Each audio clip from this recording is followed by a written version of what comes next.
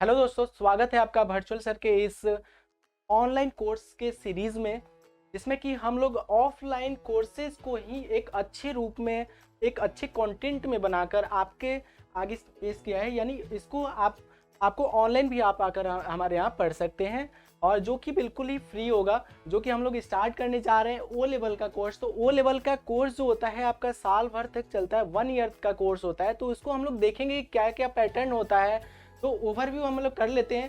तो इस तरह से आपको यहाँ पर सब कुछ यहाँ पर बताया जाएगा कि ओ लेवल से आप क्या कर सकते हैं, गवर्नमेंट क्यों ओ लेवल कराना चाहती है, इसमें कितने पेपर होते हैं।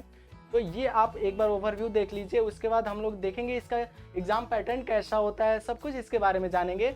तो हम लोग स्टार्ट करते हैं अपने हेडिंग यानी ओ लेवल के कोर्स से। ठीक है, तो जैसे कि आप ओ लेवल का कोर्स कब कर सकते हैं, इसके लिए एलिजिबिलिटी क्या होती है, कौन सी डिपार्टमेंट इस कोर्स को कराती है, तो उसको हम लोग समझेंगे। तो यहाँ पर आप लोग नॉर्मली पढ़ सकते हैं। तो हम लोग सेकंड पेज पर चलते हैं, अबाउट दिस कोर्स यानी कोर्स के बारे में समझते हैं। तो इसका नेम है ओ लेवल का, जो ओरिजिनल नेम है, ऑफिशियली नेम है, उसको हम लोग जानते हैं DOEACC ओ लेवल, जो कि आपकी नीलिट संस्था है। यानी DOEACC ये संस्था है जो कि नीलिट डिपार्टमेंट के अंदर आती है, इसको कराती है। ठीक है, ये आपका foundation course in computer application है। यानी जो आप advance diploma in computer application जो करते हो, उसकी ये सिमिलरिटी कोर्स है वो लेवल, जो कि आपकी गवर्नमेंट इसको कंडक्ट कराती है, गवर्नमेंट इसकी एग्ज़ाम लेती है। उसके बाद हम यहाँ पर एलिजिबिलिटी देखते हैं। तो ओ लेवल कौन कौन कर सकते हैं, कौन कौन इसको ओ लेवल का फॉर्म फिल कर सकते हैं। तो इसमें हम लोग देखते हैं 10+2 जो पास हो गए हैं वो स्टूडेंट यहाँ पर ओ लेवल कर सकते हैं, वो फॉर्म फिल कर सकते हैं। अदरवाइज अगर आप चाह रहे हैं कि ओ लेवल करें लेकिन आप लोगों के पास 10+2 का सर्टिफिकेट नहीं है, फिर भी आप कर सकते हैं। तो वो कैसे होगा पॉसिबल? तो यहाँ पर आपको 10th के साथ साथ ITI यानी 1 साल कम से कम ITI का सर्टिफिकेट होना चाहिए, तब आप ओ लेवल के लिए एलिजिबल होंगे। अब इसके बाद देखते हैं ड्यूरेशन इसका क्या होना चाहिए। ड्यूरेशन इसका होता है 1 ईयर, जो कि होता है 2 सेमेस्टर में बटा होता है, 4 पेपरों में बटा होता है। क्या सुने, यानी 1 साल जो ड्यूरेशन होता है 1 ईयर का होता है, 2 सेमेस्टर में बटा होता है और 4 पेपरों में डिवाइड होता है, बटा होता है। ठीक है, उसके बाद यहाँ पर देखते हैं सर्टिफिकेट कौन प्रोवाइड कराता है। तो सर्टिफिकेट आपको टोटली नीलिट डिपार्टमेंट जो होती है, नीलिट का फुल फॉर्म यहाँ पर ध्यान दीजिएगा, नीलिट का फुल फॉर्म होता है national institute of electronic and information technology. यानी ये इंफॉर्मेशन एंड टेक्नोलॉजी डिपार्टमेंट है, इसको ये कंडक्ट कराती है। तो इसके बाद देखते हैं नीलिट का जो अलग ही संस्था है, जैसे कि हम लोग ADCA करते हैं, DCA करते हैं, DFA करते हैं, या अदर कोर्सेज जो डिप्लोमा या अदर जो कोर्सेज हैं उसको हम लोग करते हैं, तो उसको भी हमारी संस्था के द्वारा आपको सर्टिफिकेट प्रोवाइड कराया जाता है। तो वैसे ही ये संस्था है जो कि है DOEACC, यानी उसका फुल फॉर्म है department of electronic and accreditation of computer courses. यानी ये संस्था जो है ये आपको सर्टिफिकेट प्रोवाइड कराती है, ओ लेवल का, A लेवल का, B लेवल का इत्यादि। ये सब आप लोग नीलिट के साइट पर जाकर वहाँ से और इन्फॉर्मेशन ले सकते हैं। तो यहाँ पर हम लोग नेक्स्ट देखते हैं कि academic curriculum of DOEACC O level क्या होगा। तो यहाँ पर हम लोग देखते हैं कि हमने आपको शुरू में ही बता दिया था कि ये बिल्कुल ही आपके advance diploma in computer application जो यहाँ पर आपको दिख रहा है, advance diploma course in computer application, जो कि आपका ADCA होता है, उसके बराबर का सिमिलर कोर्स है ये। तो इसको आप लोग कर सकते हैं। उसके बाद हम लोग देखें यहाँ पर कि इसको आप 1 साल में कर सकते हैं, 1 ईयर आपका समय लगता है। उसके बाद नेक्स्ट हम लोग देखते हैं इसके ऑब्जेक्टिव के बारे में, यानी सरकार ये ओ लेवल आपसे क्यों कराना चाहती है, तो इसको हम लोग देख लेते हैं। इसका ऑब्जेक्टिव ये है कि यूजर इंटरफेस UI डिजाइनर जो होते हैं, जहाँ भी आप लोग देखते होंगे वेबसाइट जो बनता है ना, उसमें भी UI डिजाइन, VI डिजाइन ये सब होते हैं, यानी उसको ग्राफिक डिजाइनिंग के लिए भी आपको तैयार किया जाता है। तो ओ लेवल का मकसद ही है UI डिजाइन करना, यानी उसमें सबसे ज़्यादा जो फोकस किया जाता है वेब डेवलपमेंट के ऊपर फोकस किया जाता है। तो इसमें भी जो M2 आपको बताया जाएगा आगे इसी सेशन में कि आपका जो M1, M2, M3, M4 में ये क्वेश्चन पेपर, ये पेपर जो होते हैं डिवाइड होते हैं। तो इसमें क्या क्या आपके पूछे जाते हैं, सबसे ज़्यादा उसमें वेब डिजाइनिंग के ऊपर क्वेश्चन आते हैं। तो इसमें हम लोग देखेंगे वेब डिजाइनर आप बन सकते हैं, ओ लेवल कोर्स करके आप क्या बन सकते हैं, यूजर इंटरफेस डिजाइनर बन सकते हैं। जो आप फ्रंट एंड में देखते हैं, जो भी आप वेबसाइट में देखते हैं, तो उसमें आपको यूजर इंटरफेस जो होता है जिससे कि आप पहली बार इंटरेक्ट होते हैं, तो उसको कैसे बनाएं वो आप यहाँ पर उसका जॉब कर सकते हैं।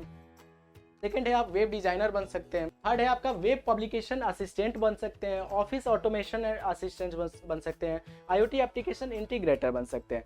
तो ये सब आप ओ लेवल का कोर्स का मकसद ही है आपको एक अच्छा वेब डेवलपर बनाना। तो जो M1 में तो बेसिक पढ़ाया जाएगा, M2 M3 M4 तक आपको काफ़ी उसमें वेब डिज़ाइनिंग के बारे में बताया जाता है। तो अब इसके बाद हम लोग नेक्स्ट देखते हैं एग्ज़ाम पैटर्न इसका क्या होगा। तो एग्ज़ाम पैटर्न इसका 4 भाग में बटा होता है, जो कि मैंने शुरू में ही बताया था आपको। यहाँ पर आप लोग देख रहे होंगे M1R5। M1 होता है मॉड्यूल होता है, यानी आपका मॉड्यूल इस 4 भागों में बटा होता है। पहला होता है M1, दूसरा M2, तीसरा होता है M3 और आपका चौथा होता है M4 या और साथ में आप R5 देख रहे हैं, जो कि होता है रिवीजन 5, यानी इसको कितनी बार चेंज किया गया। ये 5वीं बार इसका सिलेबस जो है चेंज कर दिया गया। लेकिन अगर अभी देखेंगे ये नए कोर्स में तो M1R5.1 यहाँ पर ऐड करना भूल गए। तो यहाँ पर आप लोग देखिए M1R5.1 जो है ये आपका रिवीजन 5 यानी 5 बार रिवीजन हो चुका है, उसमें थोड़ा सा और अपडेट किया गया है। देखिए सिलेबस चेंज नहीं हुआ है, लेकिन आपका जो एग्ज़ाम का पैटर्न है उसमें थोड़ा सा चेंज किया गया है। तो क्या चेंज किया गया है तो वो अगले सेशन में हम लोग जानेंगे। तो इसमें हम लोग देखते हैं कि M1R5 में हम लोग पढ़ेंगे इंफॉर्मेशन टेक्नोलॉजी के बारे में, information technology tools and network basics, यानी ये आपके जितने भी बेसिक है ना कंप्यूटर कैसे वर्क करता है इसके बारे में हम लोग जानेंगे किसमें, M1R5 में।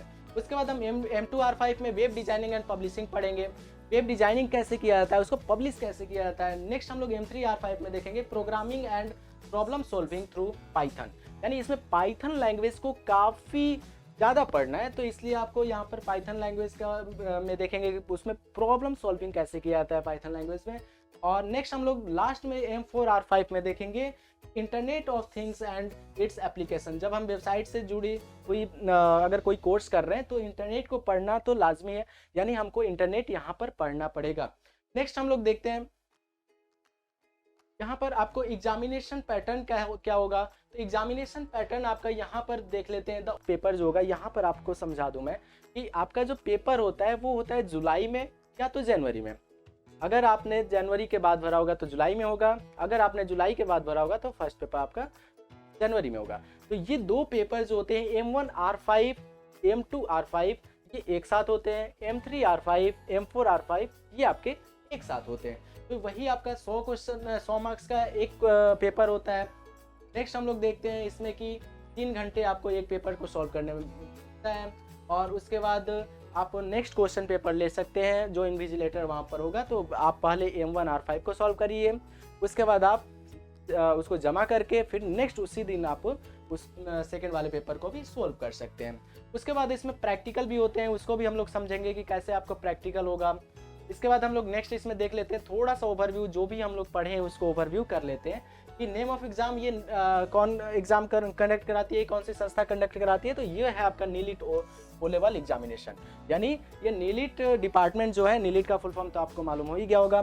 तो नीलिट डिपार्टमेंट ये ओ लेवल का एग्जामिनेशन कराती है। ओ लेवल का ही नहीं, जो भी आप CCC का भी तैयारी कर रहे हैं ना, तो हमारा जो M1R5 का जो कोर्स है, देखिए मैं आपको बता दूं यहाँ पर M1R5 एंड M2R5 का दोनों का कंटिन्यूसली ये बैच चलेगा। तो यहाँ पर हम लोग देखेंगे कि जो M1R5 M2R5 होगा, और अगर आप M1R5 को अच्छे से क्लियर कर लिए तो आपका CCC में S ग्रेड लाना तो तय है, यानी आप S ग्रेड के लिए कोई नहीं रोक सकता है। इसका बाद नेक्स्ट देखते हैं मोड ऑफ एग्जामिनेशन। इसका एग्जामिनेशन क्या होता है, तो ऑफलाइन होता है, ठीक है, और अभी तो नेक्स्ट इस पे ऑनलाइन पे भी वर्क चल रहा है। नेक्स्ट हम लोग देखते हैं ड्यूरेशन ऑफ एग्जामिनेशन। इसका एग्जामिनेशन का ड्यूरेशन जो होता है, मैंने अभी तुरंत बताया कि थ्योरी के लिए 3 घंटे होते हैं, प्रैक्टिकल के लिए भी 3 घंटे मिलते हैं, ठीक है। उसके बाद हम देखते हैं कि टोटल मार्क्स कितने होते हैं इस एग्जामिनेशन में। तो इसमें होते हैं थ्योरी के लिए 100 मार्क्स और प्रैक्टिकल के लिए भी आपको 100 मार्क्स मिलते हैं।